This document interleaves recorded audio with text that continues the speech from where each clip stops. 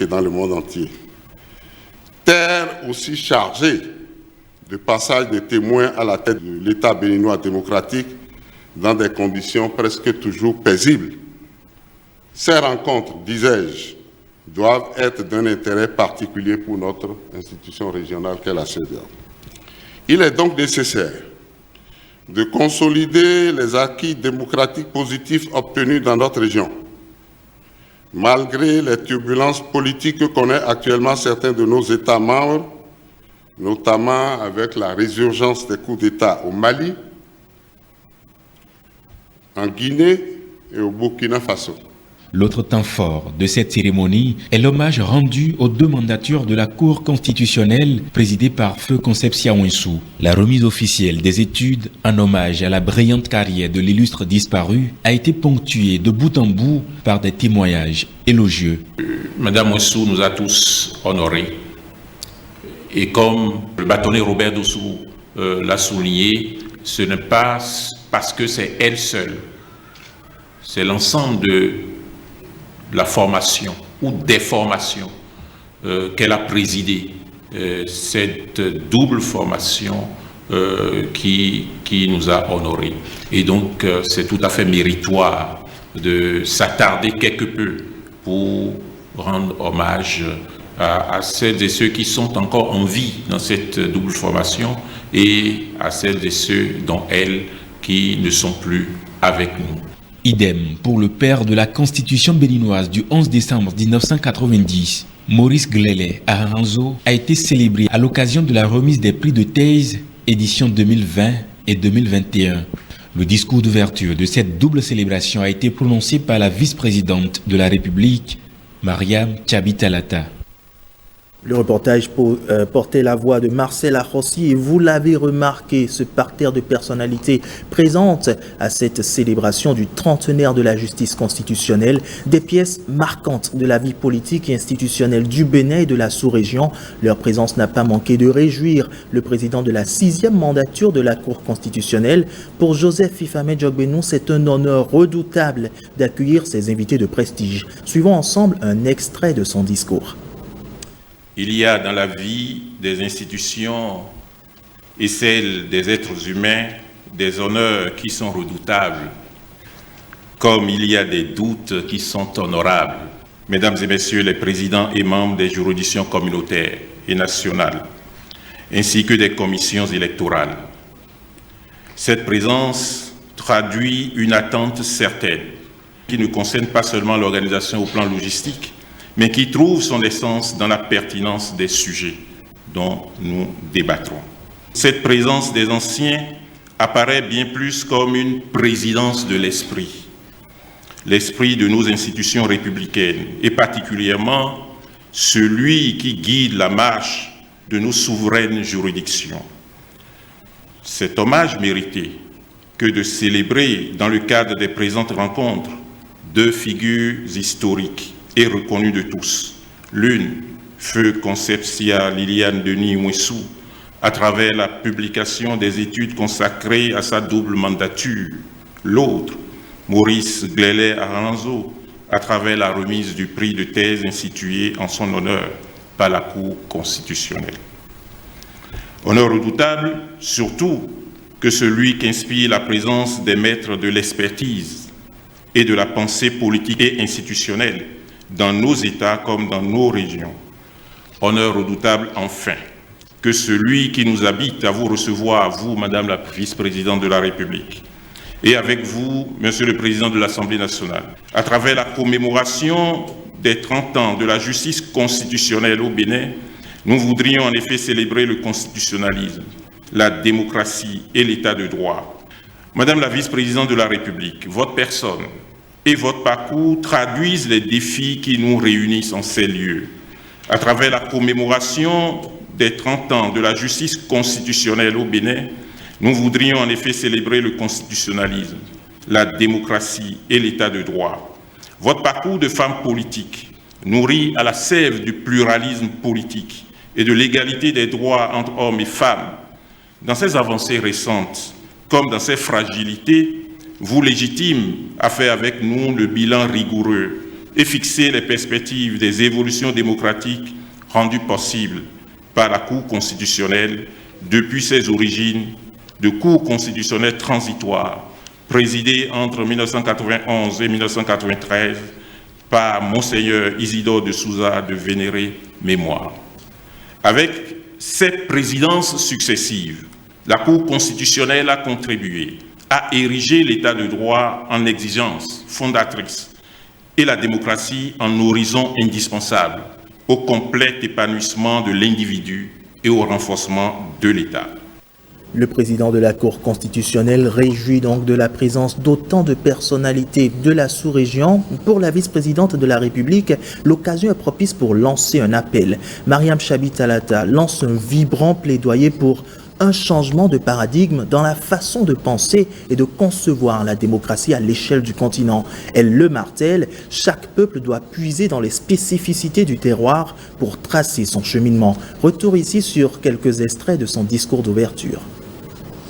Le président de la République, Patrice Talon, nous invite en permanence à ne pas douter de nous, à cause de notre passé, nos ratés, mais à avoir pleinement et totalement confiance en nous, en notre capacité à garantir progressivement à nos peuples, à chacun de nos concitoyens, le plein épanouissement dans la liberté, l'égalité, la justice, la fraternité, la dignité retrouvée.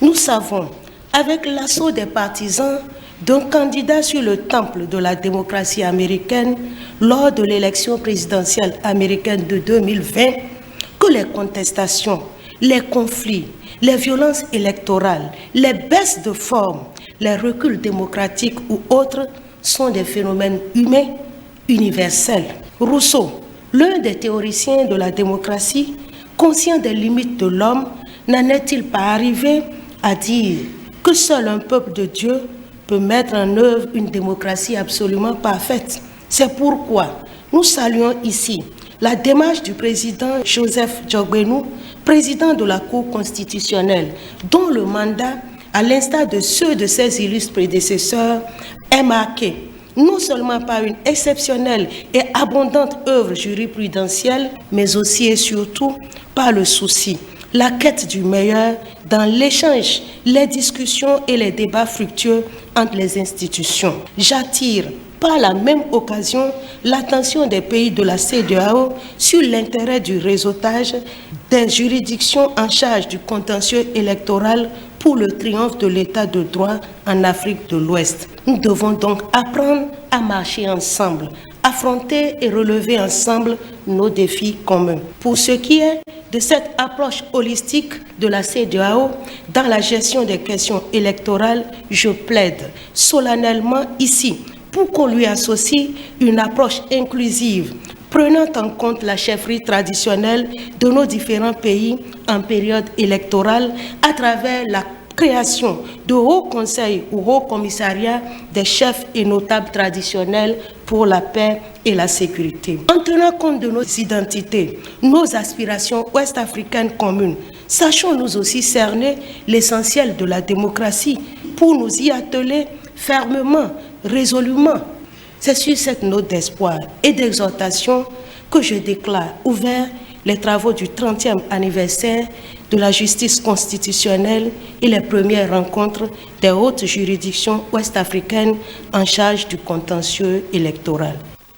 Bonne fête donc à la Cour constitutionnelle qui célèbre ses 30 ans d'existence. Dans un tout autre registre à présent, en un an d'exercice du programme d'action du gouvernement PAG2, comment se porte le sous-secteur de l'enseignement maternel et primaire? Le ministre Salimane Karimou fait le point de ses réalisations lors de son passage sur l'émission Le gouvernement en action. Bruno Soili l'a suivi et nous propose un résumé de l'entretien du ministre de l'enseignement maternel et primaire avec la presse. 52 minutes chrono pour Salimane Karimou dans un exercice de reddition de comptes. Le ministre des enseignements maternels et primaires dresse le bilan des actions du gouvernement dans le sous-secteur dont il est en charge. Nous avons prévu la construction de 6 000 salles de classe durant le premier quinquennat, ce qui a été totalement mis à disposition. En termes d'accès, nous pouvons vous dire que nous avons encore aujourd'hui plus de 3 000 salles de classe inoccupées. c'est-à-dire des salles de classe construites, équipées, mais qui n'ont pas d'apprenants. Le gouvernement du président Patrice Talon a à cœur de faire de la scolarisation des filles une réalité. C'est toute une stratégie qui est mise en place pour y parvenir. Dans un premier temps, essayer de maintenir d'abord celles qui sont déjà inscrites à l'école. Donc il faut éviter la déperdition, ce qui permettra d'améliorer le taux d'achèvement au niveau des filles, que ce soit au niveau du primaire, puis c'est ça qu'il s'agit aujourd'hui, et jusqu'au niveau du secondaire aussi, parce qu'on en a parlé. Alors le comité est chargé de faire ce travail et de dire qu'est-ce qu'on fait pour maintenir les filles qui sont déjà à l'école, pour qu'elles ne sortent plus de l'école. Ensuite, maintenant, qu'est-ce qu'on fait pour que celles qui n'y sont pas encore, qui ont l'âge d'aller à l'école, puissent y arriver. Au cœur des réformes dans le domaine de l'enseignement maternel et primaire, la qualité de l'offre éducative reste une des priorités du gouvernement. Le symbole de l'effet de cette politique est la stabilisation du pourcentage de réussite au certificat d'études primaires. On a mis en place un dispositif qui devrait nous permettre, n'est-ce pas, d'améliorer ces résultats. Et on l'avait inscrit au PAG 1. Et on a atteint cet objectif-là d'au moins 75%. Aujourd'hui, à partir déjà de 2017, on est allé à 65%, en 2018, on est allé à 80%, et aujourd'hui, c'est stabilisé autour de 80%. Voyez-vous, la qualité, c'est ce qui préoccupe le gouvernement aujourd'hui. La question des cantines scolaires était aussi au menu des échanges. Salimane Karimou met l'accent sur l'extension du nombre d'écoles bénéficiaires. Le 25 avril, là, les 1802 écoles qui sont nouvellement sélectionnées pour ramener le taux à 75% vont démarrer avec les cantines scolaires. Parce que les vivres sont déjà mis en place dans toutes ces écoles. Je vais peut-être nuancer un peu pour dire, avec les derniers chiffres, on a recensé 1802 qui devraient s'ajouter aux 3500 et quelques qui existaient. En clair, l'école béninoise au niveau maternel et primaire se porte mieux grâce à un programme d'action rigoureusement suivi et qui laisse entrevoir de plus grandes prouesses d'ici 2026. Autre interrogation dans ce journal. Que fait le Bénin pour assurer à sa population une alimentation saine et sûre? La Journée internationale de la sécurité sanitaire des aliments, en abrégé JISA, est l'occasion propice pour en donner réponse. Tenez, le ministère de l'Agriculture, de l'Élevage et de la Pêche est clair. C'est au travers d'un message délivré ce mardi par la secrétaire générale du ministère à l'occasion de la JISA 2022. Suivons ensemble un extrait de François Dassogba-Komlan au micro de Ghislain Pouguet et Brice Thibozo.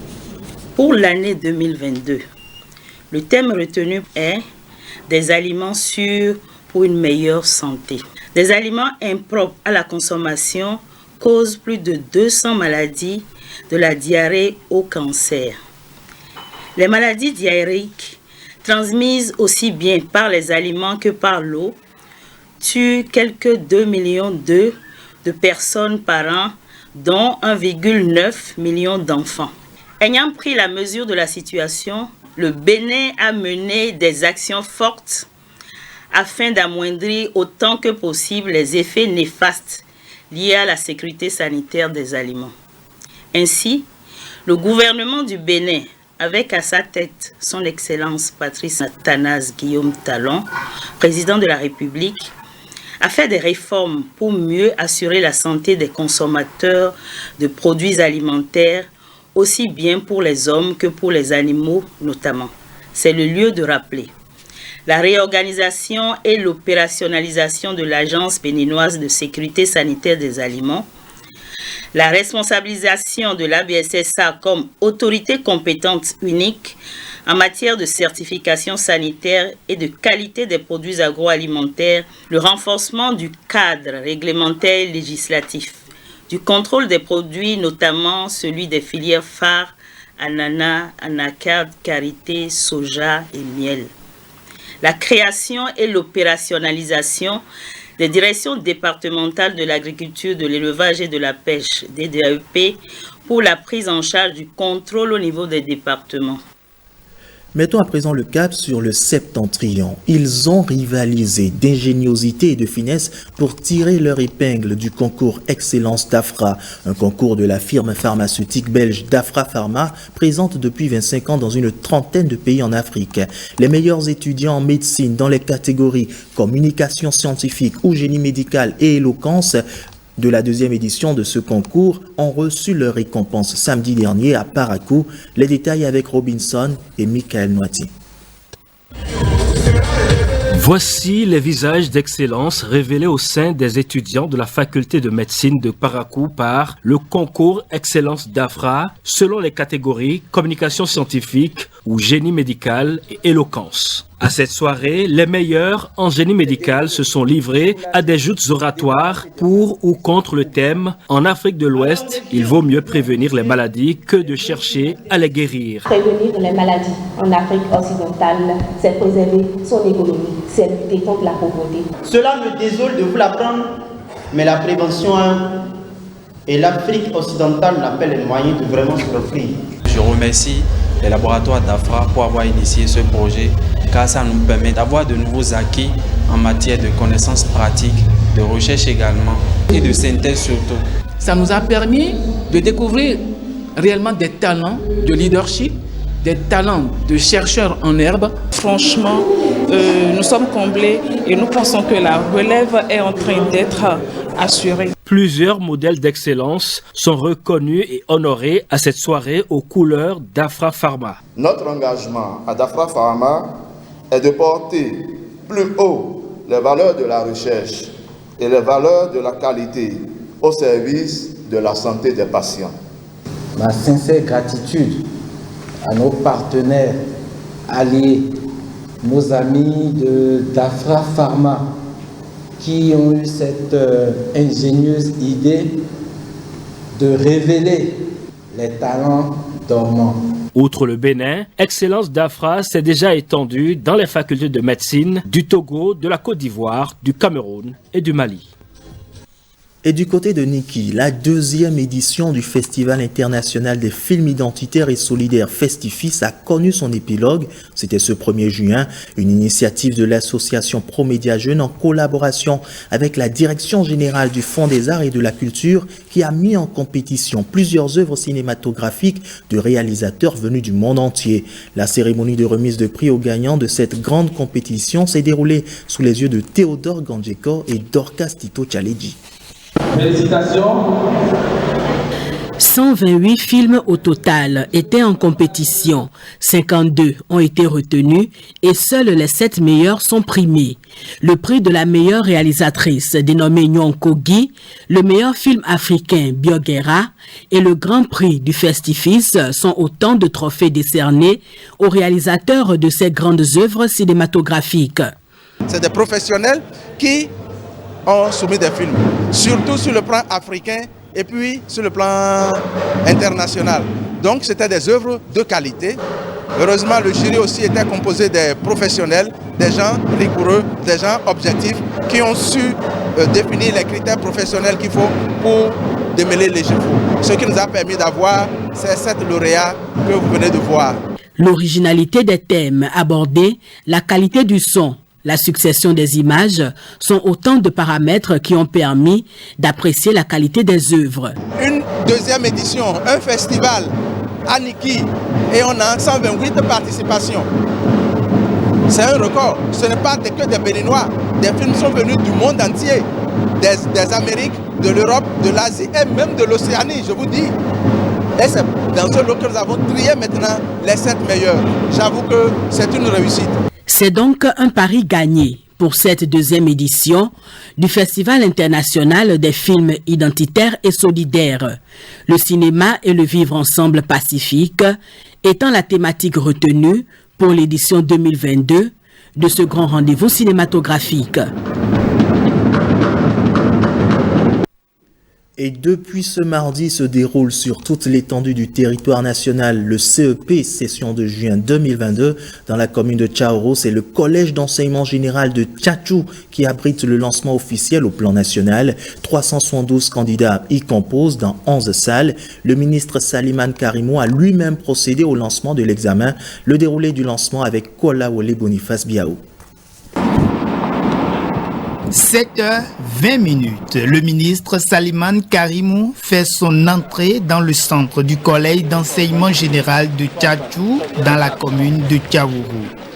Il prend quelques minutes avant et rassure les candidats à l'assaut du premier diplôme scolaire. C'est la même chose que ce que vous faites en classe avec vous-même. Tu as compris? Il n'y aura rien de difficile pour vous. On va avoir peur, il faut lire. Après le top du début de l'épreuve de lecture, première épreuve de la journée, le ministre se dit satisfait du début de cet examen. Nous sommes en train de constater avec plaisir le lancement officiel du certificat d'études primaires session de juin 2022. Notre plaisir est d'autant grand que le ciel, n'est-ce pas, nous accompagne pour cette session parce qu'il est très clément. Vous voyez le soleil qui brille. Nous avons vu nos candidats qui sont tous en salle, en dehors de quelques absences que nous avons constatées au niveau du centre de Tchatchou, ici au niveau du CEG. Mais pour la grande majorité, ils sont là, ils sont présents. On les a vus sereins, on leur a prodigué les derniers conseils et nous venons de leur disposer les premières épreuves. Le maire se réjouit de ce lancement sur son territoire. C'est une grande joie pour moi que ma commune qui a été retenue pour le lancement officiel de ce jour. Ça va encore susciter aussi parmi les rangs des parents pour pouvoir mettre les enfants aussi à l'école. Donc c'est une très bonne chose, c'est un bon signe et je pense que nous avons pris bonne note aussi. Nous allons œuvrer à la sensibilisation pour que nos parents puissent mettre les enfants à l'école. Le ministre et sa suite se sont rendus après Tchatchou à Tchaourou à l'école centre pour également remonter le moral des candidats. Une note de sport à présent pour mettre fin à ce journal. J'en parlais tantôt en titre. Les écureuils jouent ce mercredi 8 juin à 20h au stade général Mathieu Kérékou, l'équipe du Mozambique. Une rencontre très importante pour la bande à Moussala Toundi qui doit s'imposer à domicile pour se relancer dans les éliminatoires de la Coupe d'Afrique des Nations Côte d'Ivoire 2023. Et comme il est de tradition, les deux équipes ont répondu aux questions des médias à la veille de ce match. Blaise Adanko nous résume ici la conférence de presse. Face au Mozambique dans la soirée de ce mercredi 8 juin, l'objectif des écureuils est assez clair pour ce match de la deuxième journée des éliminatoires de la CAN 2023. On fera tout possible pour arracher les 3 points. Et gagner le match, ce n'est pas uniquement nous, c'est avec vous. Après la défaite face au Sénégal samedi dernier, Moussala Toundi et ses poulains sont plus que jamais motivés pour leur premier match à domicile dans cette campagne qui ouvre les portes de la Côte d'Ivoire. On joue chez nous, on joue à domicile, on la transforme, cette pression, en pression positive. On a un groupe, en fait, qui n'a pas peur. On n'est pas des peureux, on n'a pas peur. La vérité, hein, peut-être c'est ce qu'on peut dégager des fois, il n'y a pas de problème, mais on n'a pas peur. C'est juste qu'on a besoin de temps en temps de réglages, etc. Mais c'est pour ça que je dis, on parle entre nous, on est motivé, on est prêt à affronter n'importe qui. Et c'est pour ça que le premier adversaire, c'est nous-mêmes en fait. Avec la défaite du Rwanda 1-0 face au Sénégal hier, le Bénin a son destin en main pour rattraper son retard dans ce groupe et prendre la deuxième place en cas de victoire. Il y aura des moments que ça va être très très dur pour nous. On aura besoin de vous. J'aimerais vous dire simplement de rester derrière l'équipe là. Parce que sans vous, on ne peut rien. Et si on gagne le match là, c'est vous. On fera tout possible pour arracher les 3 points. L'enjeu est de taille. La Fédération béninoise de football et le ministère des Sports l'ont compris. C'est d'ailleurs pour cela que l'accès au stade est libre et gratuit. Une décision rendue publique à travers un communiqué. Et voilà qui met un terme à ce journal. Vivement une victoire des écureuils ce soir. Excellent après-midi à toutes et à tous.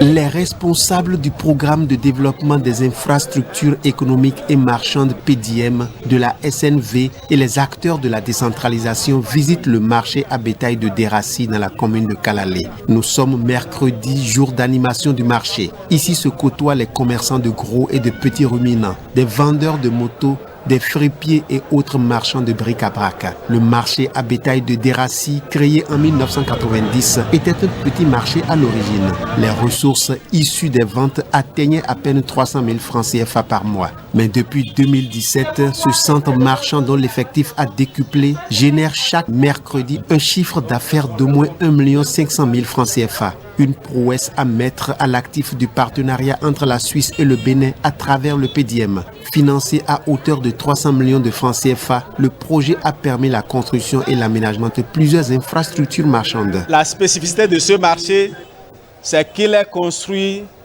avec les matériaux locaux, ce que nous appelons ici les briques de terre comprimées, qui valorisent les potentialités locales. Nous ne sommes pas allés à Cotonou ni à Parakou acheter tout ce qui a servi à construire ce marché. Ça veut dire que nous avons de la ressource et il reste à les valoriser.